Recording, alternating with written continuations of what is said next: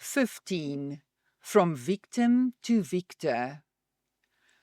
During Henny's sequestration, we seized a rare opportunity to attend a sponsored network marketing leadership weekend at Club Mykonos, a Greek-style timeshare holiday resort on the west coast.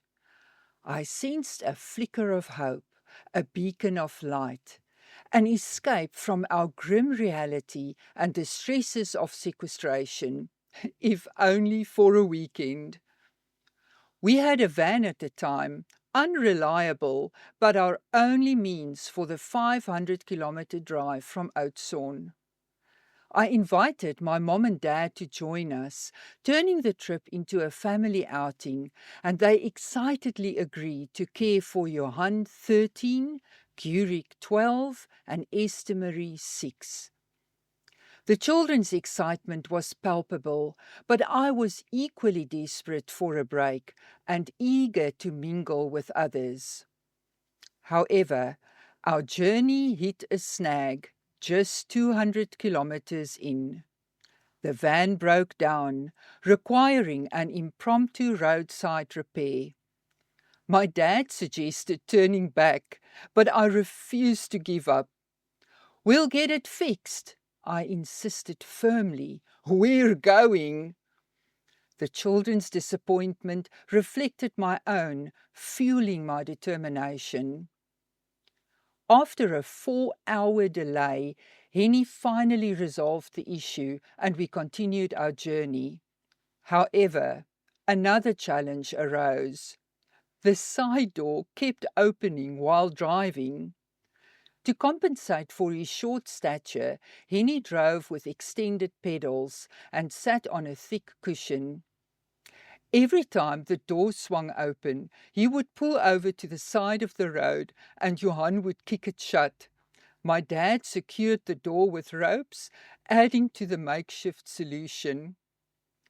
I couldn't help but laugh at the absurdity of our situation. "Imagine seeing us from above," I chuckled. "Pulling over every few kilometers, Henny maneuvering the van to the side, Johan kicking the door closed, and then we're off again." The scene was comical, and I revelled in the humour. The weekend was a welcome reprieve from our struggles. We savoured laughter and quality time together, rekindling our joy. Esther Marie, our tall and slender little ballerina, eagerly showcased her freshly learned ballet poses on Mykonos' charming Greek-styled cobbled stone pathways. With each graceful twirl and curtsy, her eyes sparkled, and my heart swelled with love. Her length, inherited from her brother and me, made her poses all the more striking. As I secretly watched our children interact, I cherished the unique bond between Gurik and Johan. Gurik, the outgoing extrovert, and Johan, the gentle introvert, balanced each other beautifully. Their connection was captivating, a sweet gentleness that transcended their differences. Gurik's playful laughter and Johan's quiet smile formed a harmonious union, filling my heart with gratitude. As I captured Esther Marie's moments on camera, I felt transported to Greece, enveloped in beauty and serenity. For a fleeting instant, our troubles faded, and I glimpsed a happier reality. Our marriage wasn't a failure. We could still find joy in life's simple pleasures. In those carefree moments, a glimmer of hope and unity shone through the cracks of our fractured family. That weekend, Divinity had yet another gift in store for me, one that would reveal its magnificence and profound impact on my life only in the years to come. It was a gift that kept on unwrapping itself time and time again as my life unfolded before me. The pivotal moment arrived on Saturday during Robin Banks' motivational talk, The Victor and the Victim's ABC. Robin, a renowned South African motivational speaker and scholar of John Keogh's groundbreaking work, Mind Power into the 21st Century, brought a unique blend of humor and wisdom to the stage. His insightful message resonated deeply, revealing a profound truth. The Victor's ABC, attitudes, beliefs, and choices, stood in stark contrast to the victim's ABC, accusations, blame, and complaints. As I listened, something inside me shifted irreversibly. This was a massive breakthrough, a turning point that redefined my existence. I listened intently, absorbing every word, like a parched soul drinking from an oasis. I scribbled notes, hungry to capture the essence of his message. In that moment, I knew my life would never be the same. The victim's mentality, once a weighty shroud, began to lift, replaced by the empowering realization that my attitudes, beliefs, and choices held the keys to my destiny. As we walked out, I turned to Henny and declared, "Today my life has changed. I want to be a victor.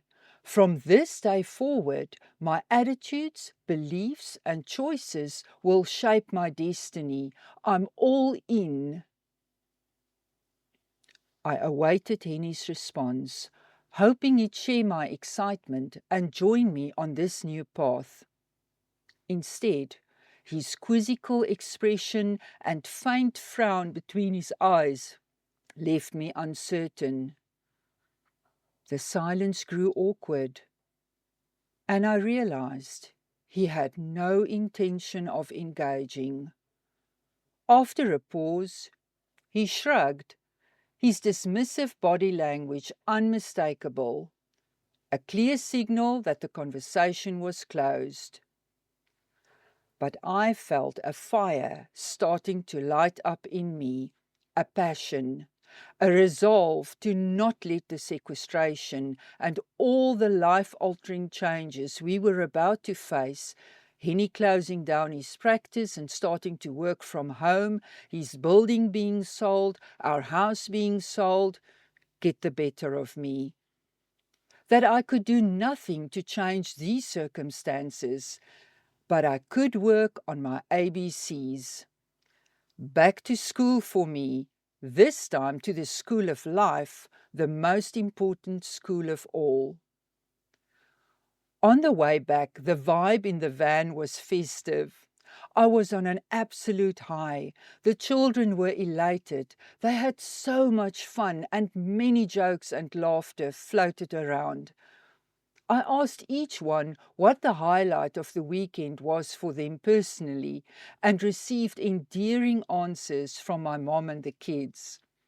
When it was my dad's turn, he unequivocally said, with a twinkle in his eye, "All the shit we had on the road." We giggled for kilometers until we reached home again, and I continued to feast on that joke for weeks to come. The aftermath of that weekend marked another turning point. Renowned business philosopher Jim Rohn's wisdom on personal philosophy resonated deeply. He stressed that without a clear outlook on life, we risk drifting aimlessly. His words ignited a sense of purpose within me. After serious introspection, I created this personal statement. I believe in the law of sowing and reaping. Therefore, I do unto others as I would want them to do unto me. I believe in the law of attraction. Therefore, I choose to have this law work in my favor to attract only the good and positive. I am a victor who lives by the victor's ABC of attitudes, beliefs, and choices. I am not a victim who lives by the victim's ABC of accusations, blame, and complaints. My life is not about what happens to me. It is about what I do with what happens to me. If I fall 7 times, I get up 8. If I have trials, tests, and tribulations, I turn them into triumphs, testimonies, and truths.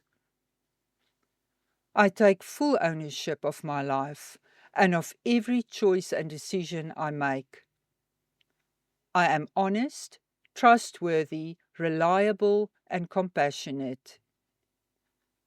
My daily disciplines lead me to success and accomplishment in every area of my life, mind, body, and soul. I believe in the magic of synchronicity, whereby nothing in my life happens by coincidence. I surrounded myself with reminders of my philosophy, placing copies in inspiring locations. Each morning, I'd read, absorb, and recite the words, igniting my passion and purpose. As the words took root, I felt my soul awaken, transformed by the power of my own conviction.